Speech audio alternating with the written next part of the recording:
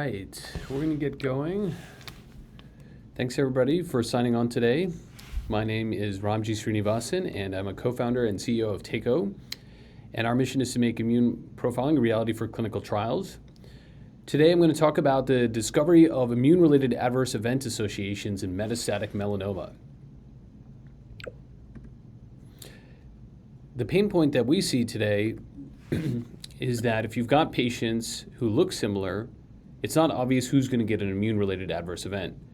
So let's take metastatic melanoma. You've got two patients who look very similar on paper, both 65 to 70-year-old males.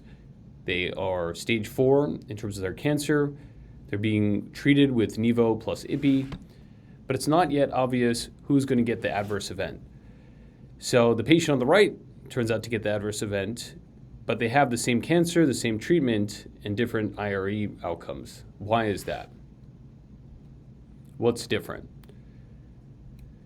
So our belief is if the patients look the same or look very similar, they've got similar stage disease, treated with similar drugs, and one gets an IRE, well, maybe it's their immune systems which are different.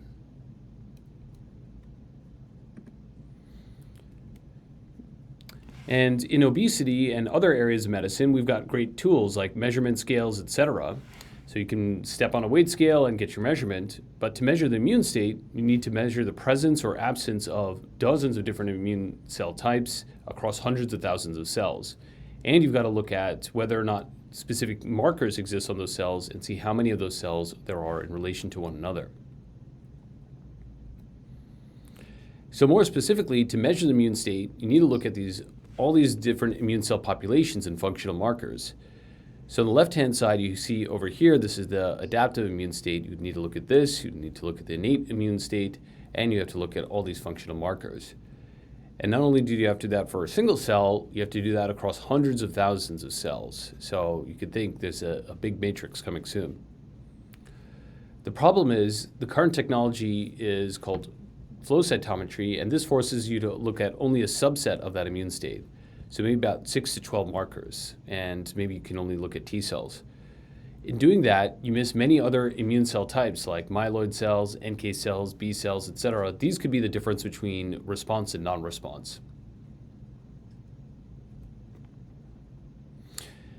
So at Teiko, we use a technique called mass cytometry underneath the hood. This allows us to measure many proteins across millions of single cells. So from a given patient, we get a blood sample, we attach a metal conjugated antibody. These are metals that don't appear in nature, like ytterbium and so on and so forth. We run them through a cytometer and we measure how long it takes to get from end to end. And doing that, we can chart a big matrix. We can see dozens of different markers, immune markers on the top, and hundreds of thousands of cells on the rows. We can compare two of these columns side by side to do what's called manual gating to compare the difference between them. And then we can look at dozens of these columns simultaneously and do what's called unsupervised analysis. Unsupervised analysis is a computational technique that allows us to look at many dimensions simultaneously. So the output of something like this might be looking at, say, 40 immune cell markers, hundreds of thousands of cells, and getting signal intensity across all of these specific immune markers. And each entry in this matrix would be a signal intensity. And then we have to crunch this data and turn this into a response. So going back to our patients, remember we said a 65-year-old male and 70-year-old male, and one of them got the immune-related adverse event, the other didn't, and we think the immune systems may be the difference between that. So what's our current status quo in medicine today? It's just really a coin toss. So today, if you land on heads you lose. You may get a really bad adverse event. You give a significant course of treatment, and a patient could suffer extreme pain. They need to stop an extremely expensive therapy. These cost $150,000 plus. They need to restart and potentially need steroids to manage that IRE. So heads you lose, tails you might also lose too, which is you get undertreatment because immune-related adverse events are expected, so you don't give a patient a drug. So the problem is, with time on the wrong drug, patients don't get cured at all. About 15 to 50% of patients will have an immune-related adverse event in metastatic melanoma, and we still don't know who's going to get that. And so these consequences are quite severe. There's overtreatment because no IREs are expected, and undertreatment because there are IREs expected. So going back to our patients, between these two, we think that the immune systems need to be measured, and that's why we're using this tool called single-cell mass cytometry to profile patients and see what the difference is. So that leads to our research, which we performed with the Huntsman Cancer Institute researchers, Dr. Siwen, Hu-Lieskovan. And really successful immunotherapy from our research and others is a balancing act. Too many active T cells, and you could potentially have these really bad adverse events. Too few, and you may not even get a response. So the goal is to attack the cancer and not the patient. And this is a delicate balancing act. With the right amount of immunosuppression, you've got the right amount of breaking capacity, and our hypothesis is no adverse events. So these are immunosuppressive cells. If these are in the right amount, then they actively suppress activated T cells, and you don't lead to an adverse event. Conversely, if there are too few immunosuppressive cells, this is like going down a cliff with your brakes broken. You lead to hyperactive T cells and then a really bad adverse event.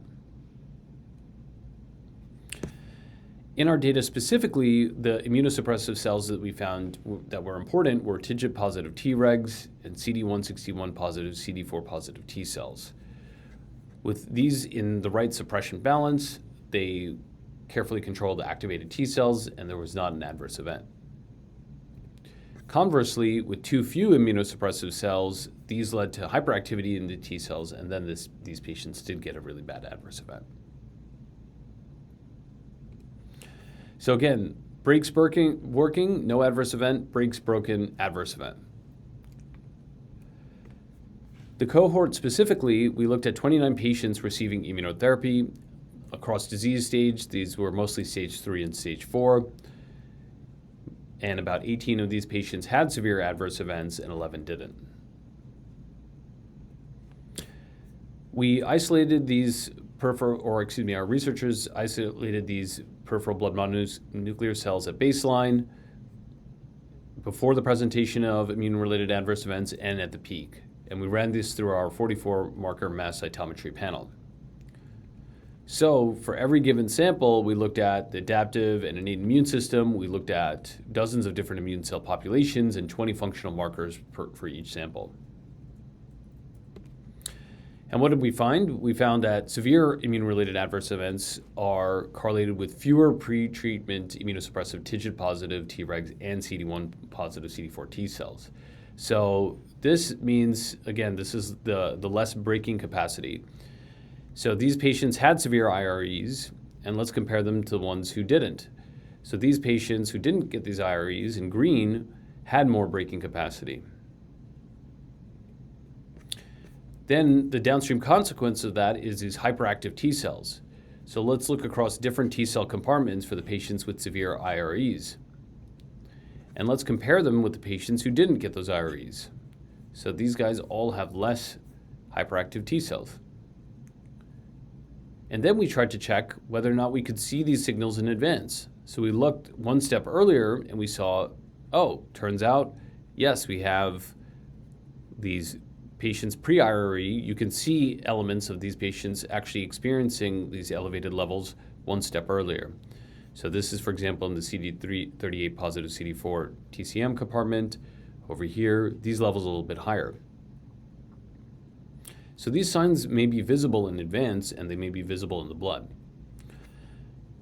The next thing we did is use this technique called unsupervised analysis, which is a computational technique that looks across these dozens of different cell types to corroborate these features we found manually. And we found that, which is that the less TIGIT expression you have, then the more likely you're going to have a severe IRE. And then we found new cell populations that potentially can be associated with severe IRE. So this was NK-CD16 positive at the baseline level. We tracked this over time, and we're seeing this at the pre-IRE level and IRE max as well.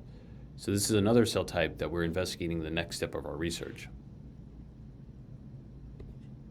So our working hypothesis, if the brakes are working, no adverse event. That is, immunosuppressive cells are functioning correctly, you don't lead to too much hyperactivity, no adverse event. The brakes are broken, there's an adverse event. So too few brakes, then hyperactivity over here. This might be a little bit counterintuitive for drug developers because many drug developers are trying to boost up or amp up the T cells as much as possible. But there can be too much of a good thing. So in the future, we believe that these kind of immune signatures can be rolled out in clinical practice and eventually have immediate clinical utility. So before a therapy or maybe on therapy, you get a blood test, you can see if you've got the right frequencies of these TIGIT-positive Treg cells, and then in that case, you're unlikely to get these severe, potentially irreversible effects. Or if you've got the potentially different mix of these, then you get routed to a different drug, so maybe like a BRAF or MEK inhibitor or a clinical trial. Ultimately, we think, we're showing you an example of immune fingerprints in blood for adverse events, but we believe that this kind of technology can be applied across many parts of drug development and clinical development. And where we are today and in the future, today we routinely measure the cancer of genetics, but ultimately we think that we should be able to measure the blood of cancer patients, autoimmune patients, and their immune systems to come up with these individualized scores.